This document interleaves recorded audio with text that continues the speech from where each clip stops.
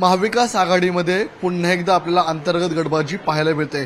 नाना पटोले महत्वाच्या जी संयुक्तपणे पत्रकार परिषद होणार आहे त्याला आपल्याला अनुपस्थित राहताना पाहायला मिळणार आहेत। आपल्यासोबत बोलण्यासाठी भाजपाचे नेते सुधीर मुनगंटीवार आहेत। भाऊ, काय सांगाल? महाविकास आघाडीमधली गडबाजी पुन्हा एकदा समोर येते। आजच्या महत्वाच्या पत्रकार परिषदेसाठी नाना उपस्थित नाही, मला वाटतं याच्यावर आम्ही काय प्रतिक्रिया द्यायची।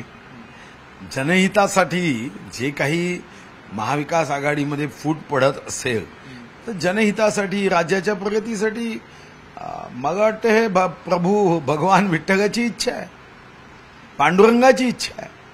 जर त्यांच्यामध्ये एका विजयानंतर अशा पद्धतीने एकमेकाविषयी प्रेम उतू येत असेल की मुख्यमंत्री आमचा जागा पाहिजे, दुसऱ्यांचा जागा, तर कदाचित त्यांना खूप त्रास होईल काम करताना। तर त्या माध्यमातून जे होत आहे ते उत्तम होत आहे। अंबादास दानवेंनी मराठा समाजासंदर्भात टीका केलेली की भाजपसोबत मराठा समाज हा कधीच नव्हता, मात्र भाजपाने राष्ट्रवादी असेल किंवा काँग्रेस असेल त्यामधले प्रमुख नेते फोडून असं दाखवण्याचा प्रयत्न केला, आम्ही मराठा समाजासोबत आहोत ना, आम्ही मराठा समाजाच्या नेत्यांना काहीतरी देऊ करतो। नाही, मला वाटतं की आशिष शेलार, विनोद तावडे, चंद्रकांत दादा पाटील, उत्तमराव पाटील जे आमचे संस्थापक प्रमुख होते, हे तर मराठीच नेते आहे। त्यामुळे असा भ्रम निर्माण करणं की आमच्यामध्ये मराठी नेते नव्हते। मला आठवतं की राज्यसभेची जागा गोपाळराव पाटलांना आपण लातूरमधून दिली होती।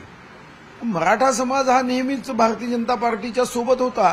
हा, तुम्ही तेव्हा सत्तेच्या माध्यमातून ज्या पद्धतीने काम करायचे ती मात्र अडचण होती।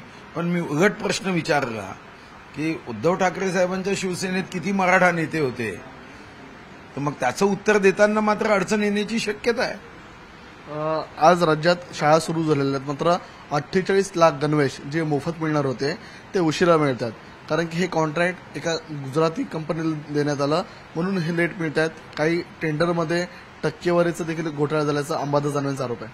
नाही, मला माहित नाही, पण एक गोष्ट खरी आहे की सरकारमध्ये जेव्हा आपण टेंडर काढतो तेव्हा त्याची निहित मर्यादा निश्चित केल्यावर एखादा कॉन्ट्रॅक्टर जर असं करत असेल तर त्याला फोडलंच पाहिजे, त्याच्यावर कारवाई केलीच पाहिजे, त्याला ब्लॅक लिस्टिंग केलंच पाहिजे। पण अंबादास दानवेजी म्हणताय म्हणून नाही, तर वस्तुस्थिती काय ही तपासून यामध्ये कारवाई करणं गरजेचंच आहे। विद्यार्थी शाळेत जाताना जर तुम्ही योग्य क्षणी गणवेश पोहोचवू शकत नसाल तर कंपनी अमेरिकेतली असेल की कंपनी चंद्रावरची असेल, अशा कंपन्यांच्या बाबतीमध्ये कडक कारवाई करणं गरजेचं आहे, पण चौकशी अंती कोणावर अन्याय होता कामा नये। धन्यवाद भाऊ। हे होते आपल्यासोबत बोलण्यासाठी सुधीर मुनगंटीवार। व्हिडिओ जर्नलिस्ट सोमेश साहू, मी तुषार रूपनवर, न्यूज 18 लोकमत, मुंबई।